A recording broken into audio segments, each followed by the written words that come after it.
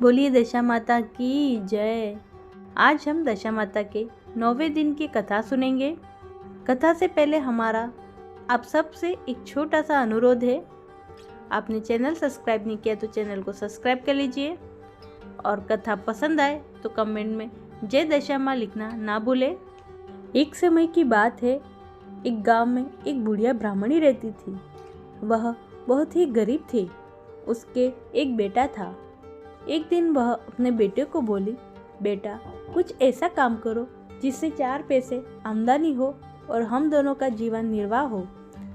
अब मेरे तो बुढ़ापे के कारण हाथ पैरों ने जवाब दे दिया है। तब उसका लड़का गांव वालों के जानवर चराने लगा। एक दिन लड़का पशुओं को पानी पिलाने नदी पर ले गया। वहां पर महिला स्नान करके दशा माता का डोरा ले रही थी।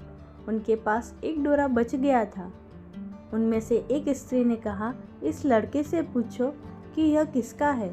तब एक स्त्री लड़के के पास जाकर पूछने लगी, तुम्हारे घर में कौन कौन है। लड़के ने बताया, केवल मेरी बूढ़ी माँ है। स्त्रियों ने लड़के को एक डोरा देते हुए कहा कि तुम इसे ले जाकर अपनी माता को दे देना और कहना कि इसका पूजन और व्रत करे।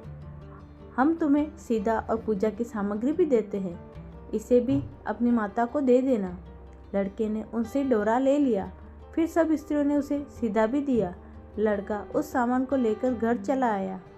उसने दरवाजे से ही माँ को पुकार कर कहा, गठरी उतार लो, मैं बोझ से दबा जा रहा हूँ।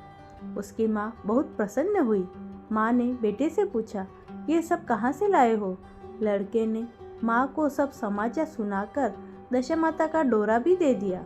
बुढ़िया ने डोरे को लेकर माथे से लगाया और उसी दिन से व्रत करने लगी। 9 दिन तक कथा कहानी कहती रही। 10वें दिन उसने डोरे की पूजन की तैयारी शुरू की और देहरी के बाहर गोबर से लीप रही थी। एक बहुत ही गरीब बुढ़िया आकर बोली, क्या कर रही हो बहन। उसने जवाब दिया कि आज मेरे घर पर दशा माता का पूजन है, इसलिए लीप रही हूँ। उस बुढ़िया रूपी दशा माता ने कहा कि मुझे बहुत प्यास लगी है, थोड़ा सा पानी पिला दो। इस पर लड़के की माता बोली, मैं तो इस मिट्टी के बर्तन से पानी पीती हूँ, मेरे यह लोटा लोटिया कुछ नहीं है, तुमको पानी किस में भर के दूँ। एक कटोरी है मेरे पास, पर पता नहीं वह कहाँ पड़ी हुई है। जरा तुम ठहरो, मैं कटोरी ले आऊँ, तब तुमको पानी पिलाऊंगी। बुढ़िया हाथ धोकर अंदर कटोरी लेने गई। इसी बीच दशा माता, जिन्होंने बुढ़िया का रूप धारण कर रखा था, उसके मटके रखने की जगह पर एक सोने का घड़ा रखकर अंदर ध्यान हो गई। बुढ़िया कटोरी लेकर मटके के पास गई। वहां सोने का घड़ा देखकर घबरा गई। वो मन में सोचने लगी कि मुझ पर बुढ़ापे में चोरी का नाम लगेगा, मैं चोर कहलाऊंगी। वह इस चिंता में दशा माता रूपी बुढ़िया को खोजने निकली। तब तक उसका लड़का भी घर आ गया था। उसने माँ से पूछा, तुम किसे खोज रही हो। उसने बताया, अभी शीर्ण अवस्था वाली बुढ़िया आई थी और यहाँ सोने का घड़ा रखकर न जाने कहाँ चली गई। लड़के ने बताया, वह तो दशा माता थी, उन्होंने तुमको यहाँ घड़ा दिया है।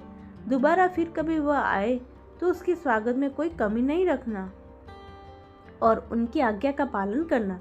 जब तुम नदी पर नहाने जाओ तो तुम्हें नदी घाट पर जो भी चीज मिले उसको दशा माता का दिया हुआ प्रसाद समझकर ले लेना।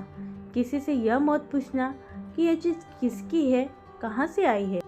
बुढ़िया नदी में नहाकर बाहर निकली तो उसे सोने का घड़ा भरा दिखाई दिया और उसके पास ही अच्छे वस्त्र रखे थे।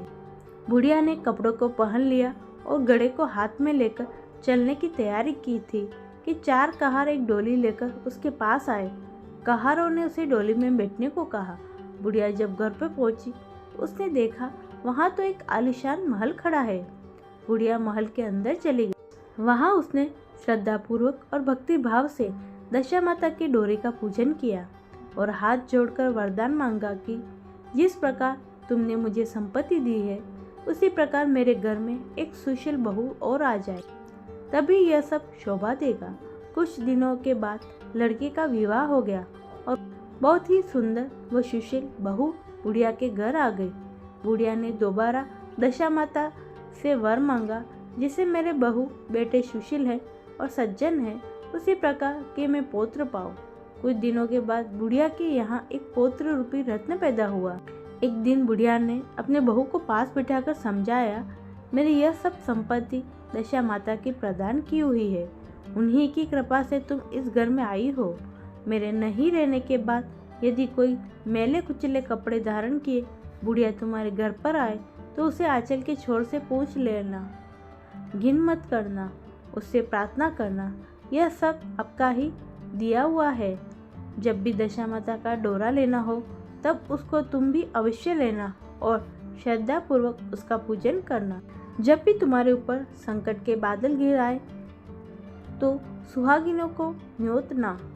दशा माता की कृपा से तुम्हारी सब इच्छाएं पूरी होंगी। कुछ दिनों के बाद बुढ़िया का स्वर्गवास हो गया।